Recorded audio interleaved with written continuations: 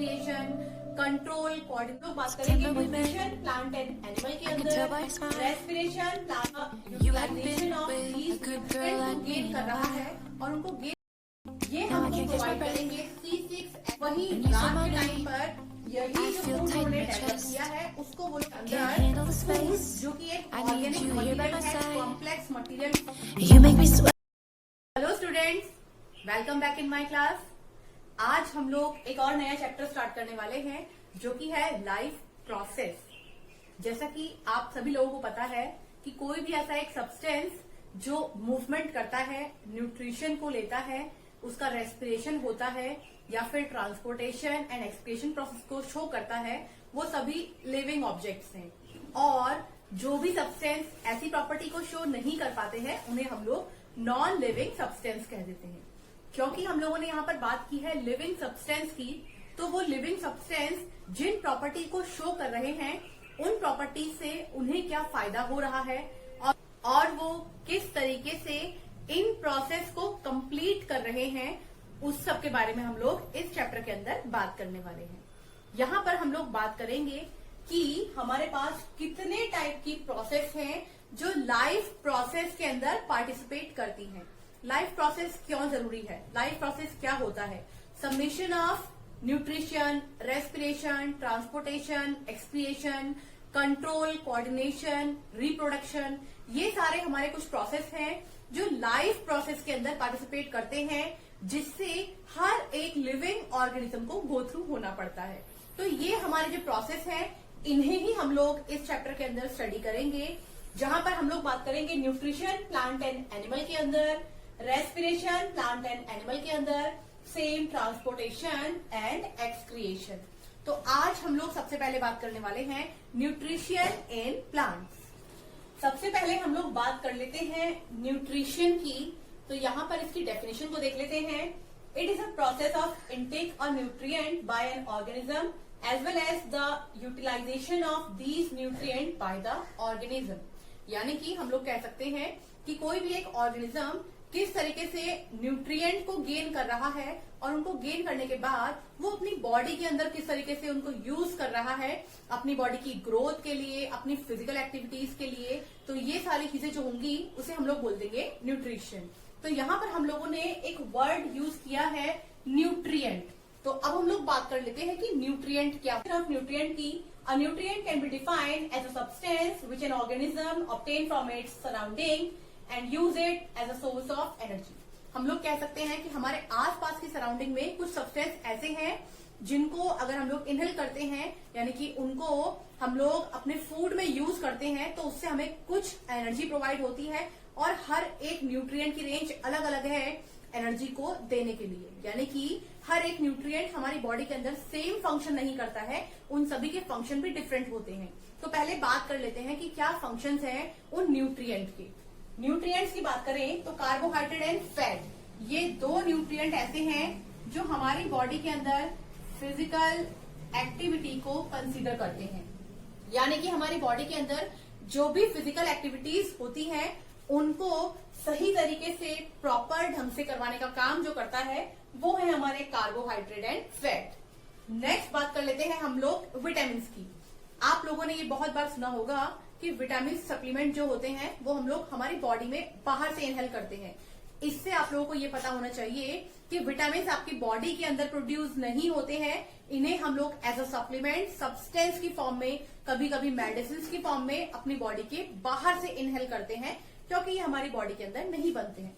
Vitamin की एक बहुत ही वाइड रेंज है, जहां पर vitamin A, B, C, D, E, K, vitamin B1, 2, बहुत सारे विटामिन हमारे पास प्रेजेंट हैं। आप लोगों ने सुना होगा कि अगर खट्टे फ्रूट्स को इनहेल करेंगे तो विटामिन सी प्रोवाइड होगा, अगर सनलाइट में बैठते हैं तो विटामिन डी प्रोवाइड होगा। तो ऐसे ही आप समझ सकते हैं कि विटामिन जो है वो सप्लीमेंट है, बॉडी के बाहर यूज किए जाते हैं और बॉडी के बाहर से हम लोग उसको इनहेल करने के बाद अपनी बॉडी के अंदर यूज करते हैं। नेक्स्ट हम लोग बात कर लेते हैं प्रोटीन एंड मिनरल्स की। यहाँ पर पहले अगर हम लोग बात करते हैं प्रोटीन की, तो प्रोटीन हमारी बॉडी के अंदर जितनी भी ग्रोथ एक्टिविटी है, आपकी बॉडी में जहां जहां ग्रोथ एक्टिविटी, फॉर एग्जाम्पल आपके नेल्स, फॉर एग्जाम्पल आपके हेयर्स, फॉर एग्जाम्पल आपकी स्किन, इन सभी जगहों की जो फिजिकल ग्रोथ है उसको जो अटेंड करता है वो है हमारा प्रोटीन। प्रोटीन जो है इन सभी ग्रोथ को कंट्रोल भी करता है। इसीलिए कहा जाता है कि आपके फूड के अंदर एक जो प्रॉपर फूड होता है, आइडियल फूड होता है, उसके अंदर प्रोटीन की क्वांटिटी ज्यादा रहनी चाहिए। अगर हम लोग बात करते हैं पल्सेस की, तो पल्सेस जो है वो प्रोटीन का बहुत अच्छा सोर्स है। या फिर अगर हम लोग बात करते हैं मीट सब्सटेंस की, तो वो भी बहुत अच्छा सोर्स है हमारे प्रोटीन की, जो कि ग्रोथ को डेवलप करता है। नेक्स्ट हम लोग बात करते हैं मिनरल्स की एंड वाटर की। मिनरल्स जो है वो हम लोगों को वाटर से भी प्रोवाइड होते हैं और बहुत सारे सब्सटेंस, फॉर एग्जांपल अगर बात करें मिल्क की तो वो हम लोगों को कैल्शियम प्रोवाइड करता है। अगर बात करें बनाना की वो हमें जिंक प्रोवाइड करता है। अगर बात करते हैं गार्लिक की तो वो कॉपर जिंक बोथ प्रोवाइड करता है। तो ये कुछ सब्सटेंस मिनरल भी हमें साथ ही साथ प्रोवाइड करते हैं। अब अगर इन सारे न्यूट्रिएंट की बात करें तो इनको जो बाइंड करता है वो है हमारा वाटर। अगर वाटर सब्सटेंस हमारी बॉडी के अंदर प्रेजेंट नहीं होगा तो हम कितना ही न्यूट्रिशन गेन कर लें, वो सही तरीके से हमारी बॉडी में फंक्शनिंग नहीं कर पाएगा। तो यानी कि हम कह सकते हैं कि वाटर इन सभी न्यूट्रिएंट के जो फंक्शंस हैं उनको प्रॉपर तरीके से करवाने की, वाटर हमारी बॉडी के अंदर जो ब्लड का ट्रांसपोर्टेशन होता है उसमें भी हेल्प करता है। तो हम इन शॉर्ट में कह सकते हैं हमारे बॉडी को बहुत ज्यादा रिक्वायरमेंट है वाटर की, क्योंकि हमारी बॉडी का most of the part water he gain करके रखता है। तो हम लोग अगर ज्यादा अमाउंट में वाटर को गेन करते हैं हमारी बॉडी के लिए, तो ये न्यूट्रिएंट भी सही तरीके से वर्क कर पाएंगे हमारी बॉडी के अंदर। अब हम लोग बात कर लेते हैं न्यूट्रिशन प्रोसेस कितने टाइप की होती है, टाइप ऑफ न्यूट्रिशन की। तो न्यूट्रिशन अपने आप में दो टाइप का होता है, autotrophic nutrition and heterotrophic nutrition. सबसे पहले हम लोग बात करते हैं ऑटोट्रॉपिक न्यूट्रिशन की। ऑटो का मतलब होता है अपने आप, ऐसे कोई भी सब्सटेंस, ऐसे कोई भी ऑर्गेनिज्म जो अपना खाना खुद ही बना सकते हैं, उन्हें हम लोग बोलते हैं ऑटोट्रॉपिक न्यूट्रिएंट। अब जब मैंने आप लोगों को ये कहा कि वो अपना खाना खुद ही बना सकते हैं, तो आपके माइंड में हिट करेगा कि प्लांट्स ये अपना खाना खुद ही बना सकते हैं। तो हाँ, यहाँ पर हम लोग एग्जाम्पल ले सकते हैं प्लांट्स का, जो कि एग्जाम्पल हो सकते हैं ऑटोट्रॉपिक न्यूट्रिशन की। यहाँ हम लोग नेक्स्ट बात करेंगे कि प्लांट्स किस तरीके से अपना खाना खुद बना पाते हैं।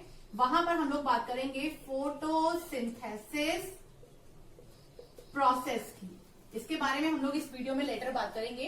पहले हम लोग बात कर लेते हैं कि प्लांट्स, क्या सभी ऐसे प्लांट हैं जो अपना खाना खुद बना पाते हैं? नहीं।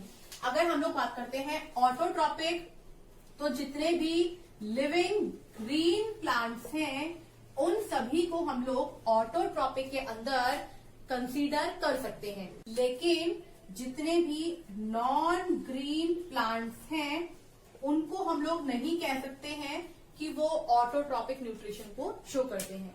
ये प्लांट्स कभी कभी हेटरोट्रॉपिक न्यूट्रिशन को ही शो करते हैं। इसका रीजन ये है कि फोटोसिंथेसिस के लिए एक पर्टिकुलर पिगमेंट होता है जिसको हम लोग बोलते हैं क्लोरोफिल, वो ग्रीन कलर के प्लांट्स में ही प्रेजेंट रहता है। और नॉन ग्रीन प्लांट्स जो होते हैं वो क्लोरोफिल क्योंकि ऑब्टेन नहीं करते हैं, इसीलिए फोटोसिंथेसिस नहीं कर पाएंगे और ना ही वो ऑटोट्रॉपिक मोड ऑफ न्यूट्रिशन को शो कर पाएंगे। नेक्स्ट हम लोग बात करते हैं हेटरोट्रॉपिक मोड ऑफ न्यूट्रिशन की। अगर बात करते हैं हेटरोट्रॉपिक मोड ऑफ न्यूट्रिशन की, हेटरो मतलब दूसरे से अपने फूड को गेन करना। तो ऐसे कोई भी लिविंग सब्सटेंस जो अपने फूड को किसी और दूसरे सब्सटेंस से गेन करते हैं, या फिर हम लोग बोल सकते हैं कि अपने फूड के लिए दूसरों के ऊपर डिपेंडेंट रहते हैं, उन्हें बोल देंगे हेटरोट्रॉपिक मोड ऑफ न्यूट्रिशन। यहाँ पर हेटरोट्रॉपिक मोड ऑफ न्यूट्रिशन के अंदर 3 टाइप आती है, जिनमें होता है saprophytic, holozoic and parasitic mode of nutrition. तो यहाँ पर ये 3 अलग अलग कैटेगरीज हैं हमारे एनिमल फैमिली की, जो हेटरोट्रॉपिक मोड ऑफ न्यूट्रिशन को शो करते हैं। अब हम लोग बात कर लेते हैं कि प्लांट्स फोटोसिंथेसिस प्रोसेस की हेल्प से किस तरीके से अपने फूड को डेवलप करते हैं। हम लोग बात करते हैं फोटोसिंथेसिस की डेफिनेशन की, the process by which green plants make their own food from carbon dioxide and by using water molecule in the presence of sunlight are termed as photosynthesis. ये बात करी हम लोगों ने फोटोसिंथेसिस की डेफिनेशन की, जहां से हम लोगों को एक बात पता लगी है कि यहाँ पर रॉ मटेरियल में कार्बन डाइऑक्साइड रिक्वायर्ड है एंड वाटर मॉलिक्यूल रिक्वायर्ड है, क्योंकि ये रिएक्शन करने वाले हैं। तो ये हो गए हमारे रॉ मटेरियल। अब बात करते हैं कंडीशन। तो हमने यहाँ पर वर्ड यूज किया है सनलाइट एनर्जी, यानी कि सनलाइट रिक्वायर्ड है। तो कंडीशन में हो गया हमारा सनलाइट, और हमारे पास एक ग्रीन पिगमेंट होता है प्लांट्स के अंदर जिनको हम लोग बोलते हैं क्लोरोफिल, जो कि प्रेजेंट रहता है स्टोमेटा। जो प्लांट्स की लीफ होती है उन लीफ के अंदर जैसे हमारी स्किन में सेल्स हैं, वैसे ही प्लांट की बॉडी के अंदर भी छोटे छोटे सेल्स प्रेजेंट रहते हैं। उन सेल्स के अंदर प्रेजेंट रहता है स्टोमेटा, जो कि पोर्स की ओपनिंग एंड क्लोजिंग करता है डे एंड नाइट टाइम पर। उसके अंदर प्रेजेंट रहता है ग्रीन कलर का पिगमेंट जिसको हम लोग बोल देते हैं क्लोरोफिल। तो हमारी नेक्स्ट कंडीशन हो गई है क्लोरोफिल। साथ में ही हम लोग यूज करेंगे carbon dioxide and water molecule. तो ये थे हमारे raw material and condition which is required for the process of photosynthesis. अब बात कर लेते हैं हम लोग रिएक्शन की। तो रिएक्शन में हम लोग 6 मॉलिक्यूल लेंगे कार्बन डाइऑक्साइड के, 6 मॉलिक्यूल लेंगे वाटर मॉलिक्यूल के। कंडीशंस हम लोग पहले ही बात कर चुके हैं, सनलाइट जिसको मैंने यहाँ पर HNu से डिनोट किया है, और साथ ही यूज करेंगे क्लोरोफिल। ये हमको प्रोवाइड करेंगे C6H12O6 जिसको हम लोग बोल देंगे ग्लूकोज, और साथ ही हमको प्रोवाइड होगी ऑक्सीजन। तो हम लोग कह सकते हैं फोटोसिंथेसिस रिएक्शन के अंदर जब प्लांट्स अपना फूड फॉर्मेशन करते हैं उस टाइम हमारे इन्वायरमेंट को मिलती है ऑक्सीजन गैस। इसीलिए हम लोग कहते हैं कि दिन के समय में प्लांट्स जो है वो ऑक्सीजन को रिमूव करते हैं, वहीं रात के टाइम पर यही जो फूड उन्होंने डेवलप किया है उसको वो लोग गेन करना शुरू कर देते हैं, प्रोसेस उल्टी हो जाती है और तब हम लोगों को मिलता है कार्बन डाइऑक्साइड। तो ये डिफरेंस है photosynthesis day life and night life का। अब अगर हम लोग बात करते हैं ग्लूकोज की, ये ग्लूकोज प्लांट की बॉडी में फर्दर स्टोर होगा। तो ग्लूकोज जो स्टोर होता है वो होता है स्टार्च फॉर्म में। कभी भी प्लांट डायरेक्टली ग्लूकोज को एब्जॉर्ब नहीं कर सकता है एनर्जी को गेन करने के लिए। तो ये इसको अपने से छोटे पार्टिकल में तोड़ेगा तो वो पार्टिकल हो जाएगा स्टार्च। तो हम लोग कह सकते हैं कि इनकी बॉडी के अंदर फूड जो कि एक ऑर्गेनिक मटेरियल है, कॉम्प्लेक्स मटेरियल है, वो ग्लूकोज से कन्वर्ट हो जाता है स्टार्च के अंदर। वहीं अगर हम लोग इन दोनों ही कंपोनेंट की बात कर लें, यानी कि ग्लूकोज एंड स्टार्च की बात करें, हम इनको कह सकते हैं कार्बोहाइड्रेट्स।